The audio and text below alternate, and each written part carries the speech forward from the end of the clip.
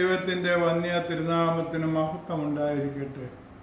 കർത്താവിനാൽ അനുഗ്രഹീതരെ, പരിശുദ്ധ സഭയുടെ രണ്ട് വിഭാഗങ്ങളിലായി നിൽക്കുന്ന മക്കളെ, പരിശുദ്ധ സഭയുടെ ഐക്യത്തിന് ദൈവകൃപയാൽ വീണ്ടും ഒരു അവസരം കൂടെ ഉണ്ടായിരിക്കുന്നു.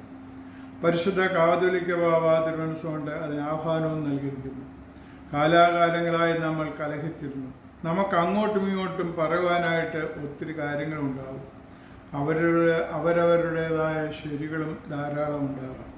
എന്നാൽ ദൈവസ്നേഹത്തിനും ദൈവാത്മാവിൽ നമ്മൾ ചിന്തിക്കുമ്പോൾ ഏറ്റവും വലിയ പ്രാധാന്യം നമ്മുടെ സമാധാനത്തിനും സഭയുടെ ഐക്യത്തിനും പരിശുദ്ധത്വത്തിൻ്റെ ഉന്നതിക്കുമാകണം. ഉയർത്തെഴുന്നേറ്റ് നമ്മുടെ കർത്താവ് നമ്മളോട് പറഞ്ഞത് നിങ്ങൾക്ക് സമാധാനം എന്നാണ്.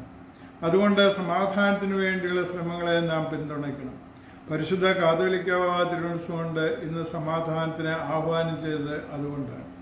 രണ്ടാമതൊരു കാര്യം കൂടെ എൻ്റെ പ്രിയപ്പെട്ടവരോട് ഓർമ്മപ്പെടുത്തിട്ട്, ഞങ്ങൾ മെത്രാന്മാരോ പരിശുദ്ധ ബാബായോ തീരുമാനിച്ചാൽ മാറ്റാവുന്ന ഒന്നല്ല 1934 ഭരണഘടന. അത് കാലാകാലങ്ങളിൽ രണ്ട് കൂട്ടരും അംഗീകരിച്ച് സുപ്രീം കോടതിയുടെ ആവശ്യാനുസരണം ഭേദഗതി ചെയ്ത് വീണ്ടും വീണ്ടും ആവർത്തിച്ച് ഉറപ്പിച്ചതാണ്. അത് അംഗീകരിക്കണം. നമ്മൾ നിയമം അനുസരിക്കുന്ന നല്ല മക്കളാകണം. പക്ഷേ സമാധാനത്തിനുള്ള ആഗ്രഹവും അഭിവാഞ്ചയും നമുക്ക് ഒരുമിച്ചുണ്ടാകണം.